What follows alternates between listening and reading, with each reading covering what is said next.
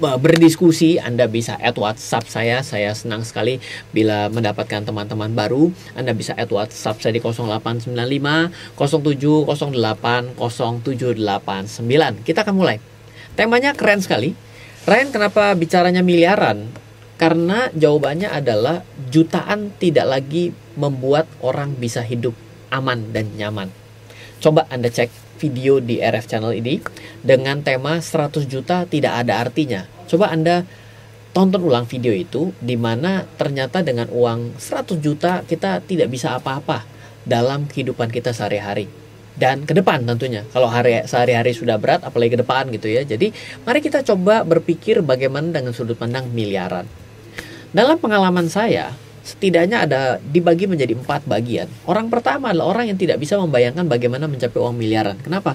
Pertama, kalau kita tanya, tahu nggak miliar itu berapa nolnya? Wah, nggak tahu. Berapa? Wah, ini sudah pasti tidak tahu seperti apa yang namanya miliaran, uang miliaran rupiah.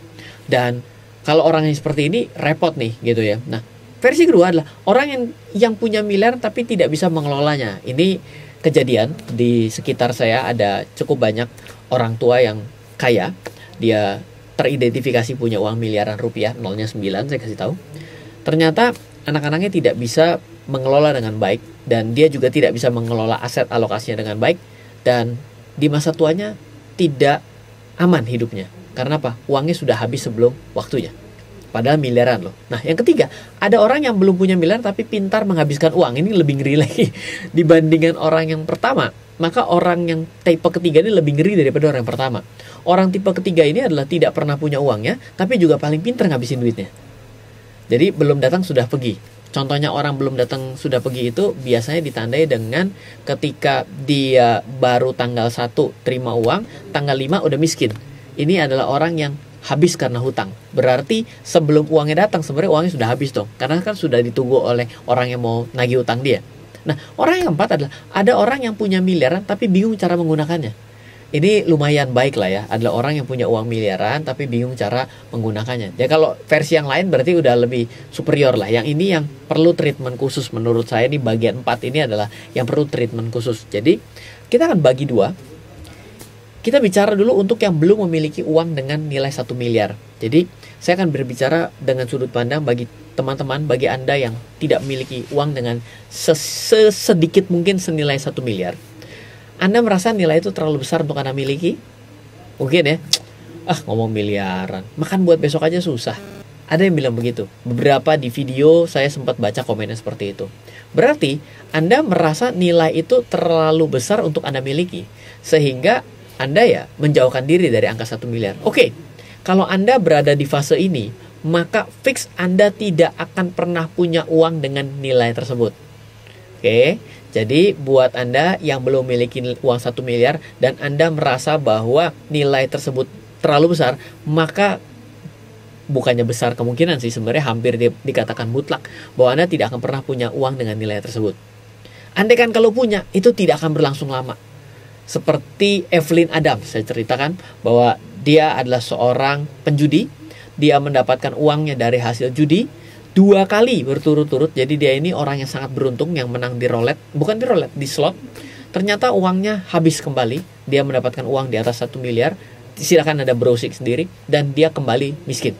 Kenapa? Karena dia tidak pernah berpikir bahwa uang itu adalah sesuatu yang bisa dia dapatkan. Ketika dia dapat, dia akan jor-joran. Jadi kembali lagi dengan orang yang belum punya uangnya tapi pintar menghabiskan. Nah, sesuatu yang tidak bisa diimajinasikan, maka tidak akan pernah bisa kita capai. Jadi, buat Anda yang belum memiliki uang 1 miliar dan ternyata Anda berpikir bahwa nilai itu besar, kalaupun Anda tidak bisa membayangkan nilai uang 1 miliar itu seperti apa, maka Anda boleh browsing di Google, cari 1 miliar rupiah itu sebanyak apa gitu ya, seperti apa pecahannya gitu ya. Dan ini penting sekali, kenapa? Karena sesuatu yang tidak bisa kita imajinasikan, maka tidak akan pernah bisa kita capai. Yang namanya pesawat hari ini ada karena Wright bersaudara berpikir bahwa pesawat itu keren ya kalau orang bisa terbang, walaupun dia nggak tahu nama pesawat gitu ya. Dan semua hal yang ada di dalam kehidupan kita itu dimulai dari imajinasi. Oke? Next. Sekarang kita bermain dengan data.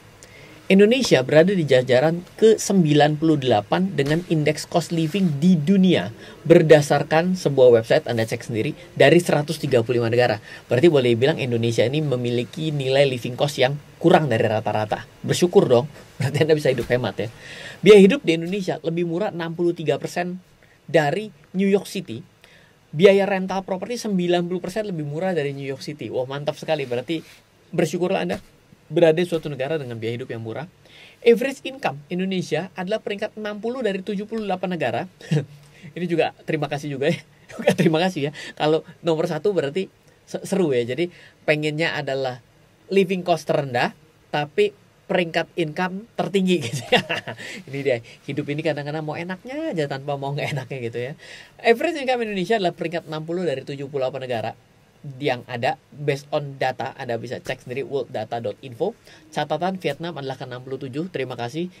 Ternyata ada average income yang lebih rendah daripada Indonesia di Asia Tenggara, yaitu Vietnam di 67 dengan rata-rata 4.050 US dollar per tahun, atau dengan kurs nilai 14.000 nilainya sebulan dalam 4.750, which is ini kurang lebih kisaran UMR kita.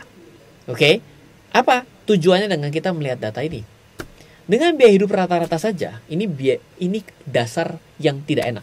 Dengan biaya hidup rata-rata saja, dengan uang 1 miliar di kantong Anda, tanpa Anda bekerja, Anda do nothing, duduk saja, Anda hidup semakin miskin. Kok bisa? Suku bunga 4% kita hitung. Waktu saya tulis 7%, ada yang berantem. Saya tulis 3%, ada yang marah. Saya tulis sekarang 4%, saya mau tahu ada yang marah nggak? Suku bunga 4% net saja, hanya menghasilkan 3.333 kalau Anda taruh di deposito. Di mana setiap bulan income minimum adalah 4.750. Berarti setiap bulan Anda absolut bertambah miskin. Betul? Kan 4.750 dipotong 3.300 berarti terjadi defisit 1.416.667 kan. Dan saya hampir yakin untuk langka menemukan orang di Indonesia dengan uang di kantong 1 miliar tapi dengan gaya hidup berpenghasilan 4.750. Masalahnya jadi tambah double ya. Yang pertama adalah dengan nilai 1 miliar, Anda tadi membayangkan ternyata 1 miliar itu terasa besar. Tapi ternyata ketika dihitung dengan standar rata-rata di Indonesia dan di dunia, nilai 1 miliar rupiah itu hanya menghasilkan 4% per tahun. Karena Anda nabung, Anda dapat uang 3.333, di mana biaya bulanan 4.750 yang paling standar minimum untuk berdasarkan rata-rata statistik di dunia. Dan ini juga tentunya punya pertanggungjawaban, Anda cek sendiri bagaimana mereka menganalisa dan menstatistik. Dan masalah kedua adalah, andaikan Anda punya uang 1 miliar di kantong, saya garansi langka menemukan orang dengan uang 1 miliar di kantong tapi dengan gaya hidup rata-rata seperti orang berpenghasilan 4.750.000 per bulan. Oke? Maka, apakah Anda sudah sadar gapnya? Anda perlu meningkatkan standar impian tabungan Anda. Kalau 1 miliar ini menjadi sesuatu yang mewah ternyata mengancam sebelum Anda terlambat sadar nanti di usia di mana Anda sudah tidak bisa bekerja lagi dan Anda baru sadar, uang tabungan saya kurang. Ternyata uang saya cuma sekian. Ini adalah gap yang harus Anda tutup. Kapanpun Anda sadar, kapanpun Anda merasa sadar dengan nonton video ini, atau Anda mau marah-marah sama saya karena video ini ada dan Anda anggap ini menjadi bullshit, itu terserah Anda. Saya hanya memberikan awareness. Contoh sederhana. Ternyata dengan disiplin berinvestasi 1.500.000 per bulan untuk nilai 1 miliar baru dapat Anda capai 15 tahun lagi loh. Itu pun dengan return investasi 15% per tahun. Rp1M 15 tahun lagi akan lebih bernilai dibandingkan hari ini. Kenapa tidak bernilai di 15 tahun ke depan? Jawabannya adalah karena inflasi. Betul? Dan Anda bilang gini, Ryan, 1 miliar 15 tahun lagi nggak akan jadi apa-apa. Betul. 1 miliar Anda hari ini bayangkan tidak jadi apa-apa juga. Kenapa? Bukan nggak jadi apa-apa uangnya. Andanya yang kenapa-napa karena nggak punya duitnya. Tapi 15 tahun lagi Anda kejar 1 miliar. Dengan 15% return per tahun. Which is itu suatu nilai yang keren, yang besar, yang hebat. Kalau di statistik pada hari ini 15% dengan orang yang no brain investment strategy agak berat gitu ya. Harus pakai brain. Anda ternyata nggak sampai. Berat sekali untuk mencapai, di mana 1 miliar kalaupun tercapai di 15 tahun lagi, ternyata itu tidak ada artinya. Berarti ini triple problem. Problem pertama 1 miliarnya. Problem kedua, kalau punya ternyata nilainya berat, nggak bisa menutupi standar hidup minimum. Kalaupun punya 1 miliar, ternyata standar orang 1 miliar biasanya tidak dengan gaya 4.750.000. Kalau ternyata Anda sadar Anda perlu 1 miliar, Anda mau kejar dengan 1,5 juta hari ini, dengan investasi loh ya, bukan dengan nabung, Anda perlu 15 tahun. Dimana 1 miliar 15 tahun lagi nilainya nggak ada harganya. Seru? Tolong ingat ini, wahai pengejar impian. Tidak ada investasi yang bisa bikin cepat kaya. Investasi itu akan menjadi bola salju setelah melewati tahun kelima dalam pengalaman saya, dan kalau Anda lakukan terus-menerus. Jadi kalau Anda tidak lakukan terus-menerus, Anda investasi itu seperti sesekali saja, sama seperti orang diet, yang dietnya itu sekali doang diet, apa yang terjadi? Bablas beratnya. Sama seperti orang yang mandi setahun sekali, badannya bau. Sama, ketika Anda investasi, Anda lakukan tidak terus-menerus, berarti tidak akan jadi investasinya. Investasi itu akan menjadi bola salju setelah melewati tahun kelima berdasarkan pengalaman hidup saya. Kalau ada investasi yang menghasilkan keuntungan pasti dan tidak ada risikonya meski cuma 1 detik, tapi pasti, maka saya pribadi pun tidak akan kasih tahu ke Anda. Akan saya telan sendiri dengan meminjam seluruh uang dengan taruhan kepala saya kepada alam semesta. Jangan bodoh, zaman dalam kondisi resesi, biasanya investasi ngaco-ngaco itu semakin rame. Jadi, bila Anda nonton video ini, tiba-tiba Anda ingin insaf, Anda mau cari strategi out of the box dengan mencari sebuah investasi yang tidak akan pernah dikatakan rugi, maka saya mau kasih presentasi ini, slide ini untuk Anda menjadi sadar bahwa tidak ada investasi yang bisa bikin cepat kaya.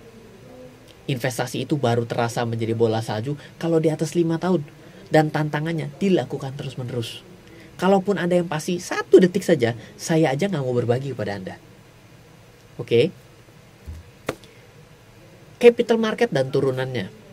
Bila diinvestasikan, akan penuh ketidakpastian dalam jangka pendek. Tapi memiliki rata-rata investasi lebih tinggi dibandingkan yang fixed return dalam jangka panjang. Yang menghasilkan return atas investasi tinggi di capital market dan turunannya adalah trading dan berjudi dengan instrumen investasi. Saya ulang sekali lagi ya. Yang bisa menghasilkan return lebih tinggi atas investasi di capital market dan turunannya adalah trading dan berjudi dengan instrumen investasi.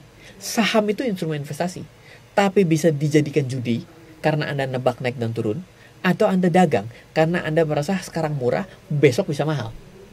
Ya, jadi tidak bisa menghasilkan suatu return investasi yang tinggi di capital market dalam jangka pendek kalau misalnya Anda bukan trading dan berjudi. Ya, ini kata-kata ini menjadi muter-muter tapi memang perlu dipahami. Inti dasarnya adalah investasi tidak akan pernah memberikan return yang tinggi dalam jangka pendek. Oke? Sektor real lah yang membuat Anda bisa kaya dengan cepat, bukan capital market. Kenapa? Capital market selalu bilang, capital market namanya pasar modal. Berarti seberapa besar modalnya, seberapa besar returnnya. Tidak bisa modal kecil, return besar di pasar modal. Karena apa? Pasar modal berarti perlu modal. Penting loh ini ya. Contohnya adalah buat bisnis. Kalau yang menghasilkan untung besar ya, buat bisnis, buktikan usahanya bagus. Cari investor, bawa ke capital market, valuasi, ditambah merek, divaluasi, plus, harga sahamnya meleduk, Anda cash out. Siapa yang 15 tahun yang lalu pernah mendengar nama-nama startup besar hari ini? Gak ada. 15 tahun yang lalu startupnya baru dimulai. Hari ini sudah berapa? Dekakorn, unicorn, mapcorn, betul? Nah, itulah yang menjadi dasar untuk bisa menjadi speed up. Jadi kalau Anda langsung di capital market dengan uang yang kecil, bisa panjang lah. Tapi kalau Anda mau cepat, jawabannya adalah bisnis lah. Dengan bisnis, lakukan step ini. Buktikan usahanya bagus, cari investor, bawa capital market, valuasi lebih bla, harga sahamnya meleduk, Anda cash out. Oke? Contohnya ya, unicorn, dekakorn, popcorn yang hari ini. Pastikan saja saham Anda pribadi masih ada sisanya setelah disuntik oleh gajah-gajah bengkak. Karena investor kan suntik ya kan. Sahamnya 100%, disuntik 10 kali lipat tinggal 10%, disuntik 10 kali lipat lagi tinggal 1%, disuntik 10 kali lipat lagi 0,1%. Anda sudah jadi butiran rinso, hati-hati. Uang Anda gak akan terlalu besar juga gitu ya. Please hati-hati dengan bagian ini. Sekarang kita bergeser. Kalau tadi adalah pesan-pesan untuk orang yang belum punya uang ya, sekarang pesan-pesan buat orang yang sudah memiliki uangnya. Pesan saya, selamat karena apa yang Anda miliki diidamkan oleh orang lain loh ternyata. Orang lain jangan-jangan berpikir, waduh Anda enak ya sudah punya 10 miliar, enak ya sudah punya 100 miliar, enak ya sudah punya aset ini, itu. Itu sebenarnya impian buat orang lain terhadap apa yang Anda sudah miliki. Ya, pertama Anda punya rasa syukur dulu lah. Meski biasanya yang sudah punya gak akan pernah puas. Kenapa? Karena rumput tetangga warnanya pelangi dan Anda cuma warnanya hijau saja. Ini versi baru ya, kalau di tempat lain adalah rumput tetangga lebih hijau, ini warna rumput tetangga pelangi. Anda cuma satu warna, one tone color, tidak seru gitu ya. Maka Anda mengidamkan hal yang lain. Saya selalu bilang, ingat, lebih mudah mana mencari uang 1.000 atau berhemat 1.000? Kalau Anda bilang mencari uang 1.000 lebih mudah, nggak salah. Tapi resikonya lebih mudah, lebih resiko mana? Menghemat 1.000 atau mencari 1.000? Dengan Anda mencari 1.000 berarti Anda akan menambah probability risk baru dong, dibandingkan Anda berhemat. Berhemat itu kan Anda jadi tadinya mobilnya kelas SUV Anda turunkan ke mobil LGLC gitu ya. Jangan nurunin ke mobil LGBT kan. Waktu itu saya dipecanin teman saya bingung jualan mobil. Pak, ada mobil LGBT nggak? Waduh, nggak boleh di Indonesia LGBT gitu. Adanya LCGC gitu ya. Jadi Anda menurunkan yang mungkin hanya suffering aja. Aduh, nggak nikmatnya, joknya rada nggak enak ya. Itu adalah bagian dari penghematan. Itu lebih baik. Pesan terbalik. Ini penting pesan terbaliknya. Bagi yang tidak memiliki uangnya, maka berpikirlah high risk to low risk. Yang sudah memiliki uangnya, pikirannya adalah low risk to high risk. Ini offering lo ya. Loh, kok aneh? Orang yang tadinya sudah tidak dalam bahaya, kenapa harus pergi ke bahaya? Maksudnya, hati-hati nih ya, ini bukan saya minta uang Anda pindahkan punya 10 miliar dikirim ke saham. Itu namanya aset alokasi ngawur gitu ya. Walaupun Anda tahu harga ini sedang murah, resesi, dan itu adalah jurus ngawur gitu. Saya mau coba offering begini, low risk to high risknya begini. Contoh ya, Anda punya uang 10 miliar, sama-sama punya bunga setahun 4% dong di bank ya. Ini kan sudah benar dong di dalam kaidah low risk. Bila standar hidup Anda tidak perlente, artinya Anda tidak gaya hidup glamor, gaya selebgram gitu ya. Ya berat sih, 10 miliar tuh gaya hidup dengan UMR plus-plusnya rada berat. Karena kan saya bilang, yang 1 miliar aja dengan 4.750.000 rada mustahil. 10 miliar suruh gayanya kayak UMR plus-plus juga agak mustahil gitu ya. Maka let's say kita bisa menghemat 200 juta. Sisa bunga tabungan Anda diinvestasikan ke saham yang gocap. Which is kita tahu gocap itu adalah saham yang mungkin bablas, bangkrut, ataupun dia naik ya. Anda mesti mengerti bagaimana cara memilih saham yang gocap yang bagus gitu ya. Dan itu kemarin sudah kita buktikan di beberapa bulan yang lalu. Meskipun saya tidak merekomendasikan. Dan saham gocap terus ternyata bangkit ke 200 perak. Maka uang Anda yang tadinya cuma dimasukkan 200 juta berkembang menjadi 4 kali lipat loh. Which is jadi 800 juta. Dan tahun depan Anda sudah ditimpuk uang baru dari deposito Anda sebesar 400 juta yang baru. Lebih seru mana? Ini adalah strategi low risk yang membeli high risk. Jadi treatmentnya buat orang yang belum punya uang 1 miliar dengan treatment yang orang yang mungkin hari ini sudah punya uang 1 miliar atau lebih, itu berbeda. Saya tidak tahu Anda sampai dengan yang mana ya, tapi saya adalah seorang edukator. Saya harus bisa menjembatani setiap dasar ilmu yang saya pelajari agar banyak orang yang lebih baik lagi dari hari ke hari. Itu tentunya harapan saya. Dan kita penting sekali pada akhirnya merencanakan aset buat yang mengejar dan mempertahankan. Kenapa? Karena mengejar dan mempertahankan itu sama-sama susah. Mengejar seorang wanita idaman, susah. Setelah dikejar, didapatkan, dipertahankan, susah. Udah dinikahi, sama susah dipertahankannya untuk pernikahannya gitu ya. Semua itu sama. Orang selalu dihadapkan pada sesuatu yang ada di masa yang akan datang. Jadi ya kita harus bisa mengejar dan mempertahankan. Dan itulah pentingnya perencanaan aset yang Anda sudah miliki digeser ke tempat yang lebih optimal. Kalau Anda belum punya, Anda harus kejar agar apa yang Anda sudah miliki hari ini bisa bertumbuh dengan lebih baik. Kalau tidak, ya Anda kembali ke 4 bagian yang tadi saya ceritakan. Orang yang punya nggak bisa ngaturnya, orang yang tidak pernah bisa membayangkan, orang yang nggak pernah bisa membayangkan tapi sudah habis dulu uangnya, dan yang terakhir juga adalah orang yang memang pada akhirnya bagus gitu ya kalau misalnya bisa segala-galanya. Tapi mari kita coba sadar bahwa ternyata uang 1 miliar bukan sesuatu yang mewah, tapi menjadi sesuatu yang harus kita pikirkan agar kita bisa sampai dengan standar kehidupan yang lebih baik lagi. Mungkin itu saja sharing saya kali ini, dan saya mau ceritakan pesan sponsor dari tim saya. Ini adalah materi bagian dari namanya asset planning. Asset planning terakhir di 2020 adalah di 12 Desember besok. Kalau Anda mau belajar asset planning dari saya dan tim saya selama 1 hari penuh, kita adakan kelas namanya Asset Planning Class. Anda bisa daftar di 0852 882 6187. Dan bila Anda ingin belajar analisa saham, Anda bisa ikut Fundamental Camp. Dan ada juga di tahun 2020 terakhir di bulan Desember ini, Anda tinggal cek di tim saya. Ataupun Anda mau belajar trading, Anda bisa hubungi tim saya di 0852 882 6187 sekarang juga.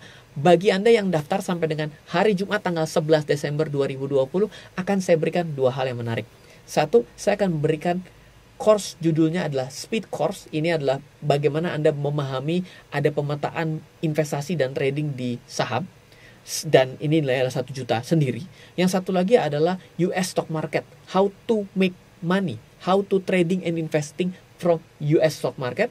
Itu nilainya adalah 3.500.000. Ini adalah sebuah online course yang sangat bagus. Saya berikan gratis untuk Anda dua-duanya kalau Anda mengikuti kelas Asset Planning, Trading Camp, ataupun Fundamental Camp di Desember 2020. Bila Anda ternyata menonton video ini setelah bulan Desember 2020, jangan khawatir, Anda bisa tanya ke tim saya di 0852 882 6187 untuk online kelas selanjutnya. Semoga selalu bermanfaat. Dari saya Ryan Filbert, salam investasi untuk Indonesia.